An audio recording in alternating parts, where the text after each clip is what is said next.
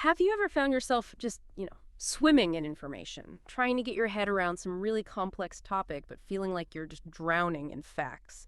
That feeling, right? Wanting to be genuinely clued in, to have those real aha moments, but without being totally overwhelmed. Well, you found your anchor. Welcome to the deep dive. This is where we take a whole stack of research, articles, our own notes, and we basically pull out the most important stuff, the real nuggets of knowledge, and we deliver them to you, tailored for, well, clarity and impact. Okay, let's unpack this. Today, we are plunging into a world that's absolutely vital for, like, the very heartbeat of any business. Yet it often stays a bit mysterious if you're not deep in the finance world. We're talking about the fascinating, crucial, and sometimes really misunderstood area of the revenue cycle in financial auditing. Now, it might sound super technical, it's something just for accountants, but trust me, understanding the cycle, it's getting a master key to unlock how companies really make money, how they report it, and crucially, how they keep things honest. Yeah, what's fascinating here is just how foundational it is. The revenue cycle, I mean. It doesn't matter if it's a huge corporation or a tiny startup. Every single dollar earned, every product sold, every service given, every payment coming in, it all funnels through this cycle and managing it properly. It's not just about ticking boxes for accounting rules. It's really about the fundamental integrity of the company's financial health, its ability to grow, and frankly, its ability to build trust with investors, customers, everyone. That's a really key point. So, for this deep dive, our mission is simple: unravel those intricacies piece by piece. We want you to get not just the what, like, okay, sales receivables, fine, but the deeper why. Why are these processes set up this way? And the how. How does it all actually work? Especially when you look at it through an auditor's eyes. Prepare yourself because you're going to uncover some surprising facts, some crucial details about how companies record sales, manage money owed to them, and handle all that cash coming in. By the end, you'll look at a company's financial statements, well, in a whole new light, a much more informed light. All right, let's start by laying down the groundwork. How do auditors even approach this massive task? In auditing, you hear this term a lot: transaction cycles. Now, this isn't just some, fancy jargon to make things sound complicated. No, there's a really practical, efficient reason auditors organize their work like this. Just picture a big company, thousands, maybe millions of transactions every single day. Imagine an auditor trying to check every account separately. Check sales here, then cash receipts over there, then payroll. It would be incredibly slow. And more importantly, they'd miss the connections, right? Exactly. Everything's linked. Sales lead to receivables. Receivables lead to cash receipts. Hmm. You buy inventory, it gets stored, sold, impacts cash flow. Payroll hits cash disbursements. It's all woven together. So instead of looking at every single little piece in isolation, auditors group related accounts, transactions, and even the financial disclosures into these, well, cycles. This lets them gather evidence for all the connected pieces at the same time. It's systemic, much more streamlined, much more effective. Think of it like understanding the different systems and the fuel system, the electrical system, instead of just looking at random bolts. It's about seeing the whole picture because that's where the real risks often hide. And that's exactly where the revenue cycle fits in. It's one of several key cycles auditors look at. You've got others, like the expenditure cycle that's about buying stuff and paying for it, the production cycle, turning raw materials into products, payroll, obviously, even investment and financing cycles for big assets or raising money. But today, our focus is laser sharp on the money coming in, the revenue. So the revenue cycle covers everything related to generating and collecting that income. We're talking sales revenues, the accounts receivable that pop up when customers buy on credit, and then the cash receipts when those customers pay up. If you think about the big picture, the revenue cycle is often, quite literally, the lifeblood of a company. It's the engine, right? Where the core business activity happens, selling goods, providing services. For any business, big or small, getting that revenue in is job number one. How it's recorded, how customers pay, how the cash is handled, it's all critical. A breakdown here, whether it's an honest mistake or deliberate manipulation, can have immediate severe consequences for the company's reported health and for anyone relying on those reports. Investors, lenders, you name it, it's core. Okay, so the big takeaway here isn't just about terminology. This structured approach, these transaction cycles, they aren't just red tape. It's what makes audits work. It's how auditors methodically gather evidence to make sure that the income reported, that big number on the income statement, really reflects what actually happened, real, legitimate activity, not just a jumble of transactions or worse, things that were just made up. It brings order to the chaos, ensuring the picture presented is, well, accurate and reliable. Now, let's shift gears a bit. Let's talk about the darker side, the fraud risks inherent in the revenue cycle. And this isn't just a minor concern. It's so significant that auditing standards actually require auditors to presume there's a risk of material misstatement from revenue recognition fraud in every single audit. That's huge. It means auditors go in assuming this could be a problem, and they're specifically trained, actually required, to look for it. As we peel this back, you'll see how complex and sometimes how brazen these schemes can get. This is where it gets really interesting. It really does. The pressure on companies to hit their revenue numbers can be immense. Pressure from management, the board, trying to impress investors, keep the stock price up, secure loans, all of it. Which raises that key question. Why would a company risk everything by engaging in these practices? Well, usually it's to paint a picture of better profits, stronger growth, healthier finances than what's actually real. And unfortunately, there are several pretty common ways they might try to pull this off. One of the most common is early revenue recognition. Basically, recording a sale before you've actually earned it according to the rules. Like booking the sale the minute an order comes in, even if the goods haven't shipped or the service isn't done yet. Imagine a builder claiming all the money for a house on day one. Right, before the foundation's even poured. Exactly. It's like saying you finished the race before leaving the starting block. It just inflates the current period's revenue artificially. Then there's something closely related. Holding the books open. Picture the accounting year ending December 31st. A company might sneakily record sales that actually happened on, say, January 5th, as if they happened back on December 30th. Stretching the deadline. Precisely. Pulling future revenue into the period that just closed to make those numbers look better. It's a classic year-end trick to hit targets. And then you get into the really bold stuff, like fictitious sales. Yeah, this is just making sales up out of thin air. Creating fake invoices for customers that don't exist, or maybe colluding with a real customer to record a sale that everyone knows won't actually be paid or will be reversed later. Pure fabrication. Phantom revenue just to boost the numbers. That takes guts. It does. Another common one, and sometimes harder to spot, is the failure to record sales returns. When customers send goods back, it should reduce both sales revenue and the accounts receivable. But if a company conveniently forgets to record those returns, then sales look higher than they are, and the amount they expect to collect also looks higher. Exactly. It overstates both, painting a rosier picture than reality. This can really distort things, especially in industries where returns are common. Yeah. Then you have side agreements. These can be really subtle. We're talking about unwritten deals or maybe separate hidden agreements that change the standard terms of a sale. For example, maybe a company sells a big software license right before year-end, books all the revenue, but there's a secret email promising the customer they can cancel and get a full refund if they don't use it within 3 months. So on paper, it looks like a done deal. Right. But the reality is the revenue isn't really earned because of those hidden conditions. It's a way to push product out the door and book revenue that isn't really solid, like a secret handshake changing the deal. And what about channel stuffing? That one sounds dramatic.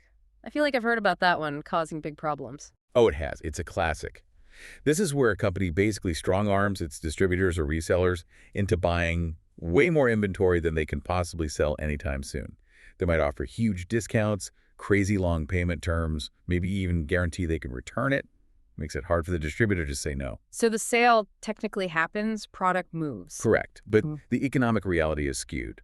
You're basically pulling future sales into today, creating this artificial spike in revenue that just isn't sustainable. It's like flooding a pipeline for a moment, knowing it'll be empty later. And the distributors are stuck with warehouses full of unsold stuff. Ouch. And finally, there's the overstatement of receivables. This isn't just about fake sales. It's about making the balances owed by customers look bigger than they are. This could mean reporting fake balances for fake customers, or maybe not writing off debts you know you'll never collect. Or, and this is critical, deliberately understating the allowance for uncollectible accounts. That's the company's estimate of how much money they won't collect. So if they make that estimate artificially low, then the net receivables look higher, and reported income looks stronger because the bad debt expense is lower.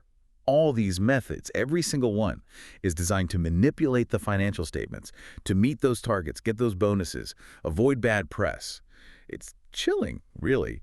The pressure to look good often dictates which fraud is most tempting. Wow. Okay, so the really powerful takeaway here is that fraud isn't just some abstract thing auditors think about, maybe. It's a real present danger, especially in the revenue cycle. Auditors are trained, even required, to look for these specific tricks. And understanding these methods helps you, as someone looking at company financials or even just reading the news, spot potential red flags. Turns you into a bit of a financial detective, really. So, given all those risks, the big question is, how do companies defend themselves? What stops these things from happening, or at least catches them? The answer: strong internal controls. And it's vital to understand these aren't just rules on paper. They are active, systematic defenses designed to prevent errors, deter fraud, and make sure financial information is accurate and trustworthy right from the start. Exactly. Think of internal controls like a company's immune system. Layers of defense, making sure every transaction is properly authorized, recorded correctly, and that assets are safeguarded. For the revenue cycle, these controls are built into every single step, from the moment a customer orders something to the moment the cash is in the bank and reconciled. And woven through all of this is a critical concept, the golden thread, really: segregation of duties. We'll dig into that more. But first, let's walk through the controls for different parts of the cycle, starting with sales transaction controls. Step 1. Preparation of the sales order. This kicks off when the sales team gets a purchase order from a customer. They prepare a sales order. And critically, the sales order is serially numbered. Why? It's a basic but powerful control for completeness. Make sure no orders get lost or conveniently forgotten. This numbered order then goes to the credit department. Right, the gatekeeper step. Credit approval. Makes sense. You don't want to sell stuff to people who can't pay. Precisely. The credit department checks the customer's creditworthiness. If it's approved, copies of that approved sales order go out immediately to shipping, to billing, to accounting. This distribution ensures everyone downstream is working off an authorized, legitimate order, minimizes the risk of shipping goods that shouldn't be shipped or not billing for things that were. Okay, so approved order goes to shipment. Yep. Shipping gets the approved order, pulls the goods. Then, as the goods go out, they prepare a serially numbered bill of lading. That's the proof the goods left the building. It details what was shipped, who the carrier is. Once shipped, depending on the terms, a receivable is officially created in the books. And what's neat here is how each step creates this paper trail, right? Order, approval, shipment doc. It all links together, ensuring accuracy and accountability. Next up, billing. They send the invoice. But it's more than just printing a bill. The billing department has a crucial verification role. They compare the shipping documents, proof of what left, with the approved sales orders, proof of what was authorized. Ah, a matching control. Make sure you only bill for what was actually shipped and ordered. Exactly. They also apply the correct prices, discounts, check the math extensions, footings. Then the final, verified, serially numbered sales invoice goes to the customer, and a copy goes to accounts receivable for their records. And the final step to make it official in the books: accounting. Right. This is where the sale gets formally recorded. Entered into the sales journal, the detailed log of all sales, and the receivable gets posted to the general ledger. The transaction is now officially part of the company's financial position. Okay, now let's switch focus slightly to accounts receivable controls, managing the money owed to the company. First, when a sale on credit happens, the receivable gets recorded in two key places: the main control account in the general ledger, that's the total summary amount, and the subsidiary ledger that has the details for each individual customer. A key control here: periodic reconciliation. Someone independent not involved in the day-to-day recording needs to reconcile the detailed subsidiary ledger to the main control account total. To make sure the details add up to the total, catches errors or discrepancies. Exactly. It's a great control against errors and even fraud, because imbalances pop up quickly. Then, collection of cash receipts. Seems simple: customer pays, receivable goes away. But the controls around how that cash is handled are super important, because cash is so easy to steal. We'll get to those specifics next. Okay, what about uncollectible receivables? Because not everyone pays, right? Sadly, no. So companies prepare an aging schedule. This report lists all receivables and shows how long they've been outstanding: 30 days, 60, 90 plus. It helps prioritize collection efforts. Eventually, some debts just won't be collected. They need to be written off. The control here is absolutely critical. The write-off needs proper, independent authorization, usually someone high up, like the treasurer, who doesn't handle cash or record receivables. Why is that separation so important? Because otherwise, someone could pocket a cash payment from a customer and then just write off that customer's balance as uncollectible to hide the theft. The independent authorization prevents that. You also need meticulous records of all write-offs. We also need controls for sales returns. When goods come back, they need to be checked properly. Is it the right reason? Is the condition okay? A serially numbered receiving report should track the physical return.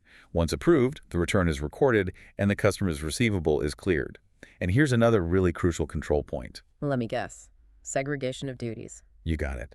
The person who handles incoming cash payments should never be the person who prepares or approves credit memos for sales returns. Ah, because they could create a fake return to cover up cash they took, or just issue bogus credits. Precisely. It's a glaring weakness if those duties aren't separated. And finally, under AR controls, we think about sales discounts. Like 210 net 30 for paying early.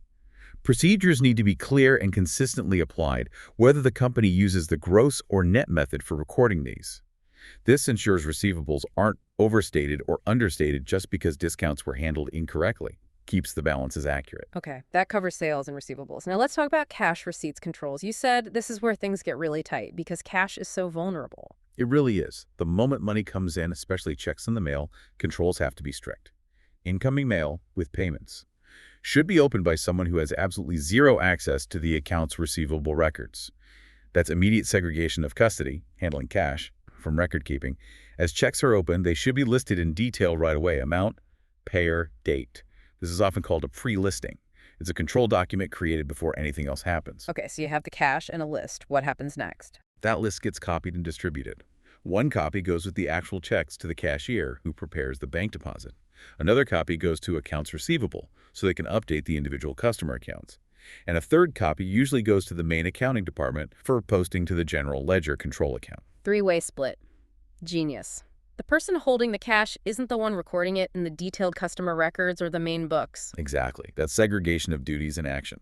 If one person did all three, they could easily take a payment, delete the receivable, and poof, gone. This split prevents that. And this distribution allows for matching and reconciliation, right? Absolutely.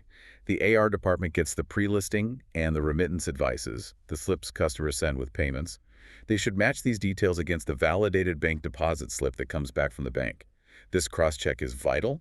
Do the amounts received match what was recorded and what actually got deposited? Any mismatch is a red flag, could be an error, could be theft, needs immediate investigation. Makes sense. What about other basic safeguards for cash? Oh, definitely. Simple things are crucial. All checks should be stamped for deposit only.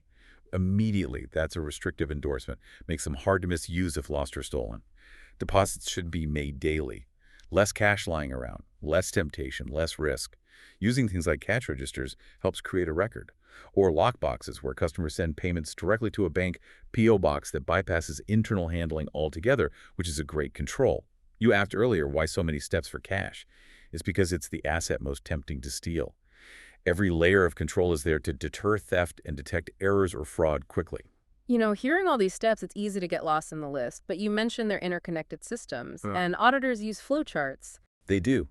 Flowcharts are incredibly helpful. A sales flowchart, for example, visually maps the whole process. It shows the departments involved: sales, credit, shipping, accounting, and it clearly labels their roles: authorization, sales credit, custody of goods, shipping, record keeping, accounting. You can literally see the documents flowing, the approved order, the bill of lading, the invoice from one department to the next. It makes the whole paper trail, the whole approval process, visible. And presumably there's a similar one for collections. Yep. A collections flowchart maps out how cash comes in and gets recorded. Usually involves the mailroom, custody of initial cash, and accounting AR, record keeping. These flowcharts are great because they visually show that segregation of duties. You can immediately see who does what, who touches what, and, crucially, you can spot potential weaknesses if duties aren't properly separated. It's a great diagnostic tool. And that brings us back full circle to segregation of duties. You've called it the backbone, the golden thread. It really seems fundamental. It absolutely is. It's the core principle preventing one person from having too much control, which just invites errors and fraud. Within the revenue cycle, the roles are distinct. Authorization, approving the sales order, granting credit, and importantly, the treasurer authorizing write-offs, record keeping, billing, creating invoices, AR maintaining customer ledgers, general accounting posting to the main books, custody, warehouse and shipping handling the goods, mailroom and cashier handling the cash. And the why is so vital. Separating these makes it incredibly difficult for one person to, say, authorize a fake sale, record it, and then steal the non-existent payment or the goods. It creates checks and balances. It's fundamental for protecting assets and ensuring reliable financial reporting. Okay, so we have the risks, we have the controls designed to stop them, but how do auditors actually check if these controls are working? Not just designed well, but operating effectively day to day. This is where testing controls comes in, right? Sounds pretty hands-on. It is very hands-on and meticulous. Auditors don't just ask, do you have this control? They test it. Let's look at some examples, department by department, starting with testing controls. Sales. In the order sales department, their control. They prepare pre-numbered sales orders, do credit checks, approve return credits, follow up on old accounts, and initiate write-offs approved by the treasurer. Auditor's test. The auditor would first inquire about their credit procedures. Then they'd select a sample of approved sales orders and maybe some recent returns and examine them for proof the credit check actually happened, looking for initials, stamps, documented decisions. Verifying that authorization step. Okay, then warehouse and shipping, their control. They must get an approved sales order before releasing goods. They pull inventory, release it, an independent person double checks the order, and they prepare the bill of lading. Auditor's test. An auditor might physically observe warehouse staff filling orders. Are they checking against the sales order? Is that independent check happening? They'd also observe physical inventory controls. And critically, they'd inspect a sample of pre-numbered shipping documents, checking for completeness and agreeing them back to the sales order to ensure every shipment was authorized. Moving to billing accounts receivable. Their control. They match shipping docs to sales orders before invoicing, account for pre-numbered shipping docs, perform independent checks, prepare pre-numbered invoices, batch tables, update the AR file, print journals, mail statements. Lots going on. Auditor's test. Auditors would vouch a sample of sales invoices back to shipping docs and orders, testing existence. They'd also trace shipping docs forward to invoices and the AR records, testing completeness. They'd reperform the matching and pricing checks for a sample. They might observe periodic counts or checks and even observe the mailing of customer statements. And finally, the main accounting department for sales, their control. They get the sales summary, independently check batch totals against it, review account classifications, and follow up on customer issues. Auditor's test. An auditor would observe or reperform those independent checks, like comparing totals. They'd observe or reperform the review of account classifications, and they'd inspect the customer exception file. How are problems being resolved? Are there patterns? It's pretty thorough. Now let's quickly look at testing controls. Cash receipts in the mailroom. Their control. Separate checks advices, stamp for deposit only, prepare pre-listing, forward checks to cashier, advices to AR, list to accounting cashier, auditor's test, inspect checks for the endorsement, observe the pre-listing preparation, checking those initial custody controls. For the cashier, their control. Receive checks, prepare deposit, prepare daily summary, take deposit to bank, file validated slip. Auditor's test. Observe the summary prep, inspect the validated deposit slip, and compare it to the cash summary. Make sure what was summarized got deposited. In accounts receivable, for cash. Their control. Match remittance advices to the deposit summary, update customer accounts, print journal summaries, auditor's test. Observe that matching process, maybe reperform it for a sample, and in accounting, for cash. Their control. Independent check. Comparing summaries listings, that three-way match.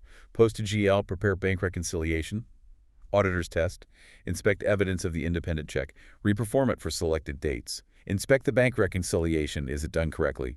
Reviewed independently. Are reconciling items okay? Wow. So as you can see, auditors aren't just glancing. They are meticulously checking every step, verifying the process is followed. And it all comes back to confirming that segregation of duties, doesn't it? Ensuring authorization, record keeping, and custody are properly separated through all these tests. Verifying the checks and balances are real. Exactly. The tests are designed specifically to confirm those separations are effective in practice. Okay, so we've covered controls and testing controls, but the audit goes further, right?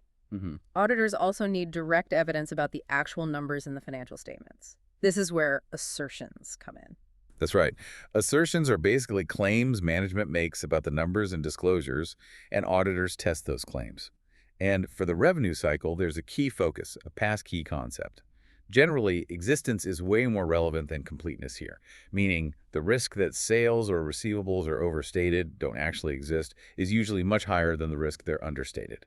Something was missed. Why is that? Why are companies more likely to overstate than understate revenue? It loops back to those fraud incentives we talked about. Pressure to hit targets, look good for investors. Inflating revenue helps achieve that. Understating it usually doesn't serve those goals, unless maybe for tax evasion, which is a different risk. So auditors focus their energy on the bigger risk, existence. making sure what's recorded is real. So let's look at specific audit procedures for sales transactions broken down by assertion. For completeness, making sure all valid sales are recorded, auditors take a sample of shipping documents, proof goods went out, and trace them forward to the sales invoice, then the sales journal, then the AR subsidiary ledger. This forward trace ensures every shipment got billed and recorded. Think trace forward from source to books. Then cut off, making sure sales are in the right period. Right. Auditors compare sales invoices from just before and just after year-end with shipment dates and recording dates. Catches that holding the books open trick. They also look closely at large sales returns right after year-end, could indicate channel stuffing or other shenanigans to boost year-end sales. For valuation, allocation, and accuracy, making sure amounts are correct, they compare prices and terms on invoices to authorized price lists and discount policies, verifies the math, and ensures correct amounts were charged. And for existence and occurrence, making sure sales are real and happen, auditors vouch transactions. They start with an entry in the sales journal and go backward to find the supporting documents, the invoice, the customer order, the shipping docs. This backward trace confirms the recorded sale is legitimate. Think vouch backward from books to source. And finally, understandability of presentation and classification, making sure it's clear and categorized right. Yep. Examine invoices to ensure sales are classified into the right revenue accounts, product versus service, etc., not just lumped together vaguely. Helps users understand the breakdown. Okay, same approach for auditing accounts receivable, by assertion. Exactly. For completeness, making sure all receivables are included. Get the aged trial balance of AR, that detailed list of all customer balances. Then trace the total of that list to the main AR control account in the general ledger. Ensures the details match the summary for valuation, allocation, and accuracy, making sure they're valued correctly. This is key. Examine results of confirmations. We'll get to those. And very importantly, test the allowance for doubtful accounts. Is the estimate for uncollectible amounts reasonable? Or is management lowballing it to make receivables look better? It's about finding the net realizable value, what they actually expect to collect. Existence and occurrence for receivables, getting that external proof. This is where confirmations shine. Confirming a sample of AR balances directly with the customers. Powerful, independent evidence that the debt exists. And rights and obligations, making sure the company owns the receivables. Review bank confirmations, loan agreements for any liens. Ask management. Review minutes for any factoring or selling of receivables. Got to make sure they haven't pledged them away or sold them off without disclosure.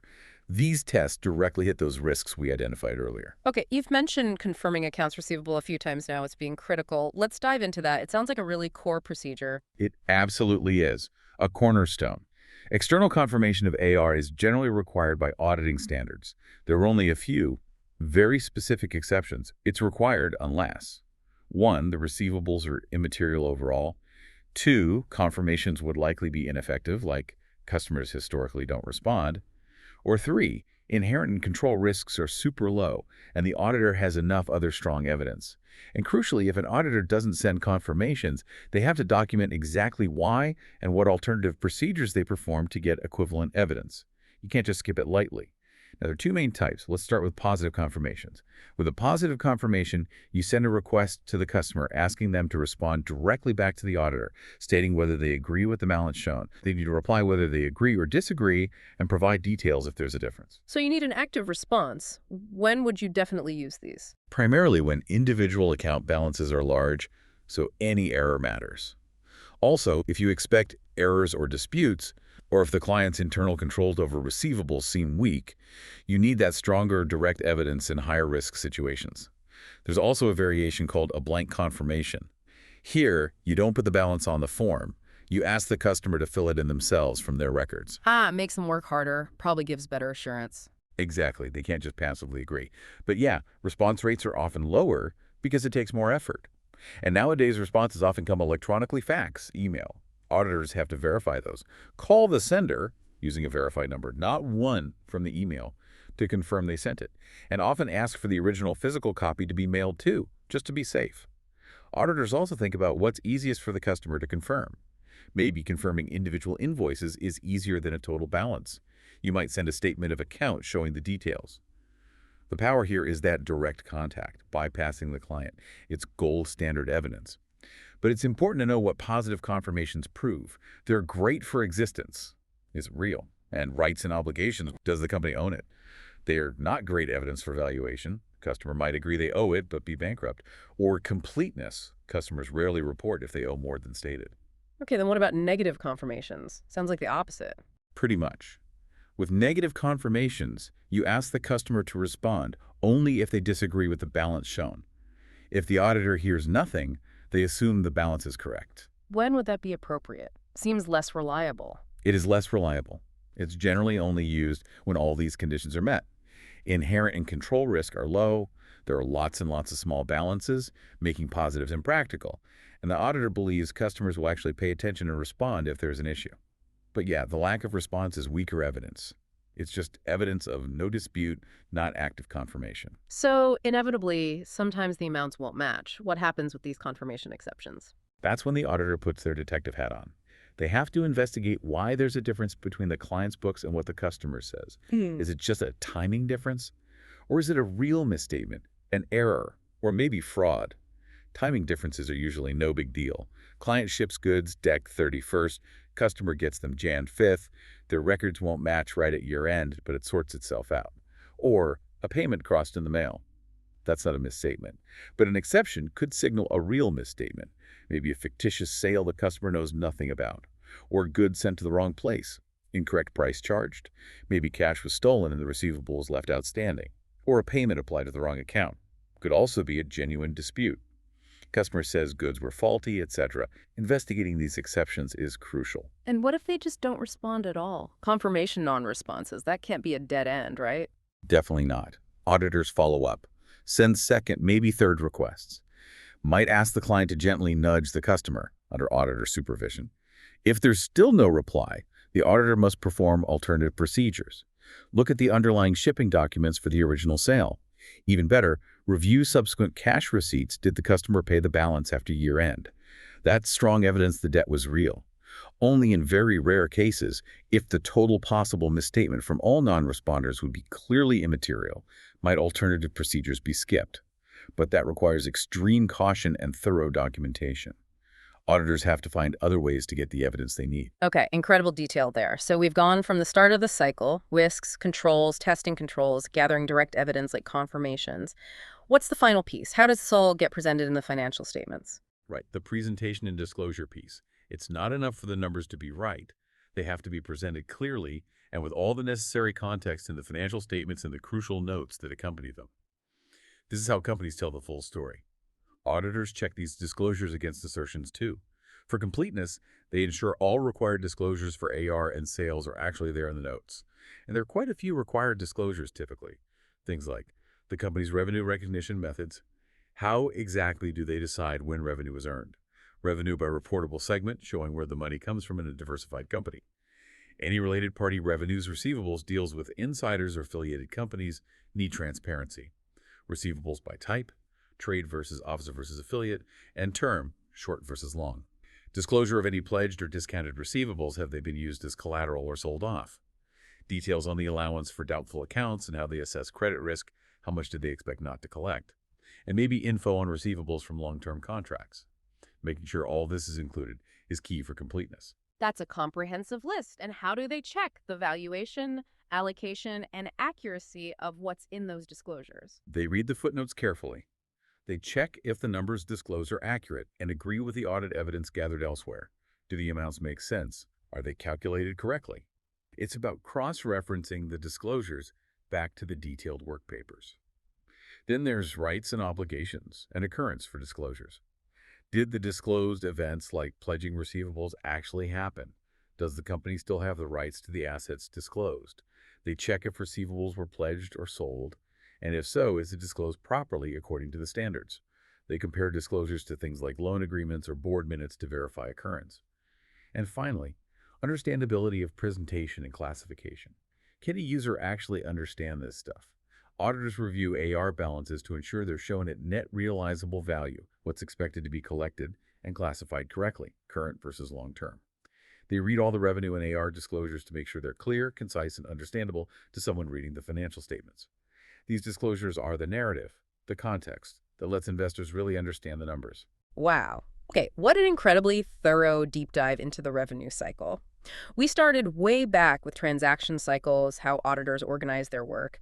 Then we got into the really critical stuff, the fraud risks, acknowledging that revenue recognition fraud is always a possibility auditors have to consider. We broke down those common schemes, early recognition, holding books open, fictitious sales, channel stuffing. It definitely makes you look at reported sales numbers a bit differently, doesn't it? It really does. And then we looked at the defenses, those vital internal controls. We walked through the steps for sales, AR, cash receipts, hitting that crucial concept of segregation of duties again and again. We even talked about how flowcharts help visualize it all. Then we saw how auditors don't just assume controls work, they test them. Specific procedures, department by department, making sure controls are operating effectively in the real world. And we finished by looking at how auditors gather direct evidence on the balances themselves, using assertions like existence and valuation, including that deep dive into AR confirmations when they're required, the difference between positive and negative, and how auditors handle exceptions and non-responses. It really is a whole ecosystem. So what does this all mean for you listening in? Well, whether you're maybe starting a business or you're an investor trying to analyze a company or just curious about how finance really works, understanding this revenue cycle, the risks, the controls, the audit process makes you a much more informed person. You can look at sales and receivables figures now with a real appreciation for the complexity and the work that goes into making sure those numbers are reliable. It gives you much deeper insight into a company's financial health and integrity. And that assurance from a thorough audit, it's fundamental for trust in the markets, ensuring reported revenues reflect real activity and receivables are genuinely collectible. Absolutely. Now here's something to chew on. Considering this incredibly detailed web of controls and procedures designed to stop revenue fraud, what do you think is the next frontier? Where might companies try to get creative next to outsmart auditors? And how might technology, things like AI, blockchain, play a role? Both in maybe perpetrating new kinds of schemes, but also hopefully in detecting them. That's definitely some food for thought. It is. It's a constant game of cat and mouse, always evolving. Well, thank you for joining us on this really extensive deep dive into the revenue cycle. We sincerely hope you feel a bit less overwhelmed and a whole lot more informed. Keep digging, keep asking questions, and we'll be back soon to unpack another fascinating topic.